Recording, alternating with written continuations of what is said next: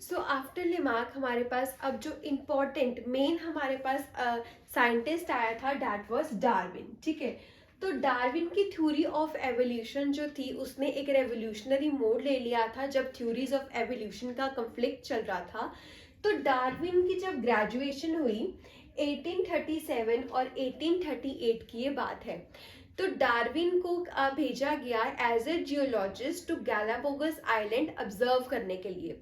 लेकिन क्योंकि उसको चीज़ों को कलेक्ट करने का भी शौक था, फॉसिल्स को ऑब्जर्व करने का शौक था, फोना को कलेक्ट करने का शौक था, उसकी जो ये वोयाज थी it was the most inapplicable part of his life, क्योंकि इसी इसकी जर्नी से उसने बहुत ही इंपॉर्टेंट थ्योरीज ऑफ एवोल्यूशन को दिया और यहीं से ही उसको सबसे ज़्यादा फेम जो है वो मिली।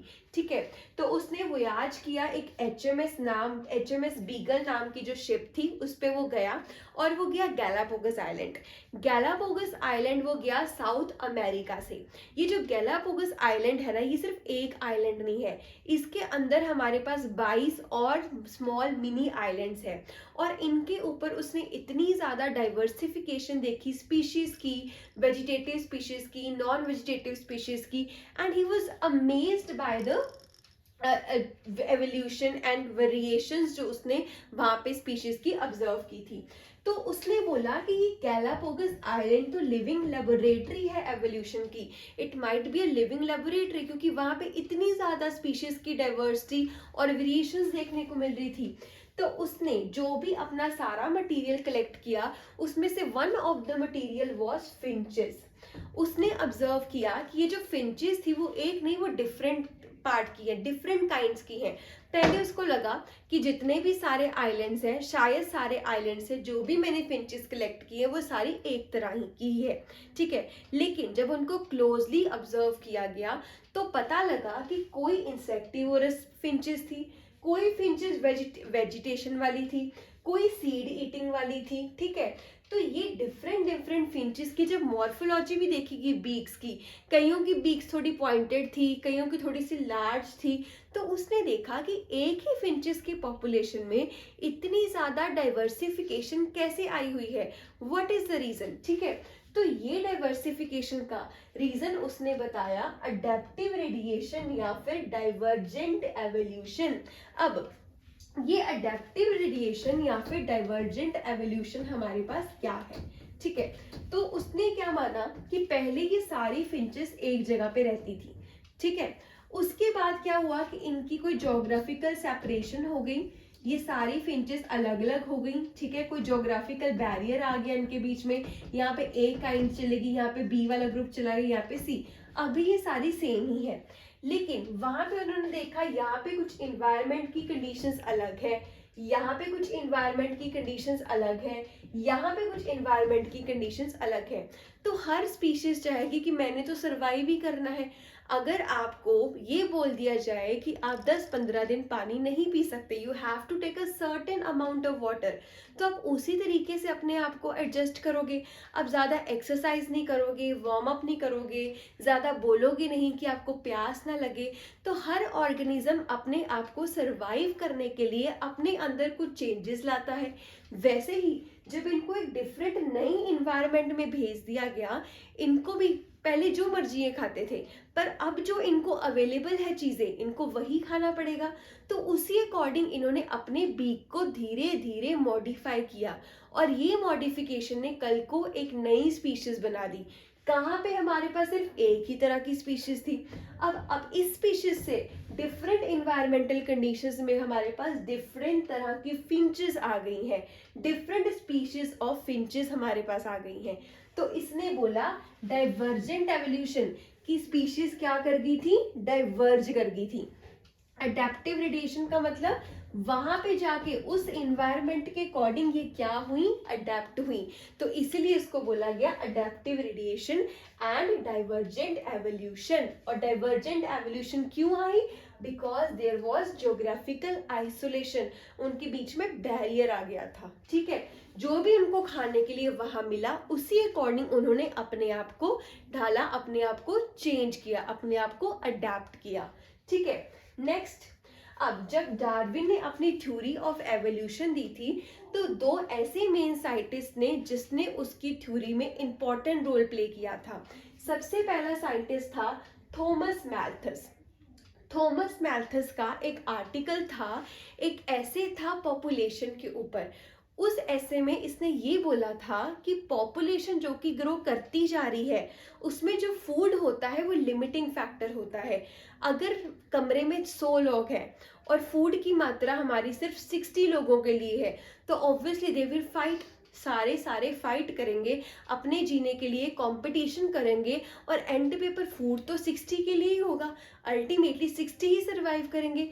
तो ये वाली जो चीज़ है वो थोड़ा थोड़ा डार्विन के कंसेप्ट के साथ मिलती थी, उसकी सोच के साथ इट वाज गोइंग पैरेलल।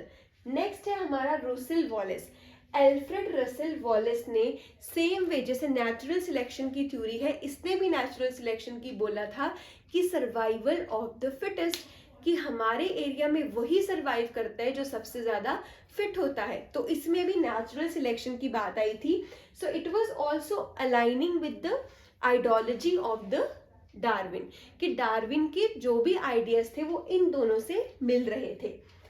तो इसीलिए इन दोनों से इंस्पिरेशन लेके, इन दोनों की चीजें पढ़ के, लेमार्क की भी उसने थ्योरी, सभी की थ्योरीज उसने पढ़ी, he had done immense search, और उसके बाद एंड पे ही फाइनलाइज दीज टू। तो एंड पे उसकी जो theory I that was theory of natural selection, जो कि उसके बुक ओरिजिन ऑफ स्पीशीज में आज पब्लिश्ड है। तो इस थ्योरी के अकॉर्डिंग हमारा सबसे पहला पॉइंट, दो और थ्योरीज है जो इसने दी, थ्योरी ऑफ आर्टिफिशियल सिलेक्शन और सेक्सुअल सिलेक्शन। अभी ये जो पॉइंट्स हैं ये है इसके नेचुरल सिलेक्शन की थ्योरी के पॉइंट्स। पहली है ओवर प्रोडक्शन। ओवर प्रोडक्शन में क्या है कि जब रिसोर्सेज बहुत ज्यादा होते हैं तो क्या है, पॉपुलेशन इंक्रीज हो रही है, लेकिन जैसे ही रिसोर्स का अमाउंट लिमिटेड हो गया, पॉपुलेशन क्या करने लग जाएगी, डिक्लाइन करने लग जाएगी। तो अगर रिसोर्सिंग अनलिमिटेड है तो ओवर प्रोडक्शन होती है, लेकिन जिस टाइम पे कोई रिसोर्स लिमिटेड होने लग जाता है, उसकी क्वांटिटी आप कम कर देते हो, वही पॉपुलेशन फिर बाद में डिक्लाइन करती है। Second is struggle for existence. Her population, her individual, her organism struggle करता है एग्जिस्टेंस के लिए, ठीक है। हम दोनों, अगर हम कॉम्पिटिटिव एग्जाम की तैयारी कर रहे हैं, कुछ भी कर रहे हैं, we are struggling for our existence, to make our existence, to make our living a better, right.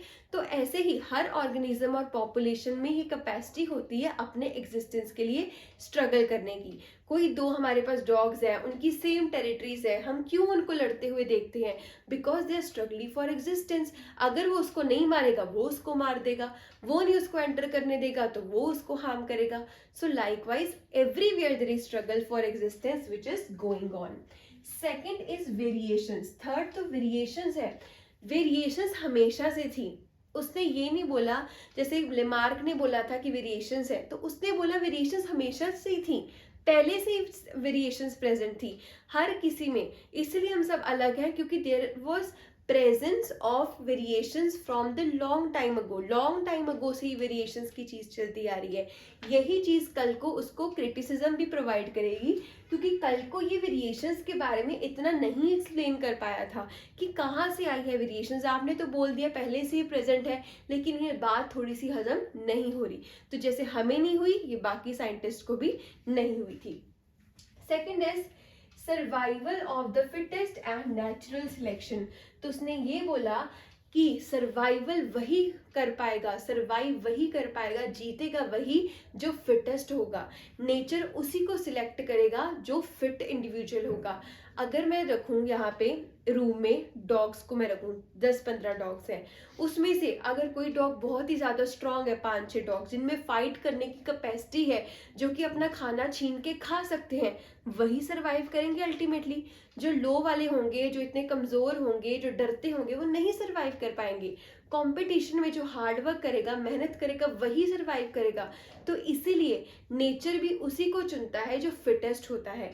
तो यही थ्योरी है हमारी नेचुरल सिलेक्शन की और सर्वाइवल ऑफ द फिटेस्ट की, कि यहाँ पे नहीं, ये नेचर से ही बात चलती आ रही है दैट अगर कोई इस अर्थ पे सरवाइव करेगा, देन सर्वाइवल किसकी होगी, जो फिटेस्ट होगा, जो कंपटीशन दे पाएगा, जो compete कर पाएगा।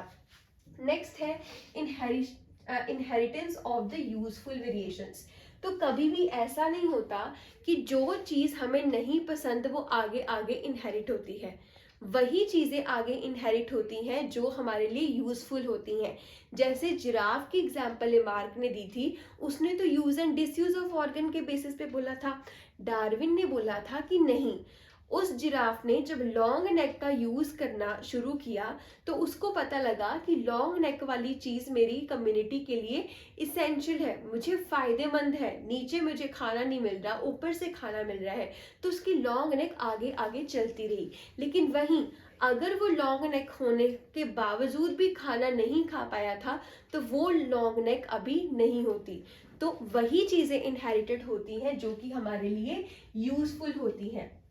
Last is formation of new species.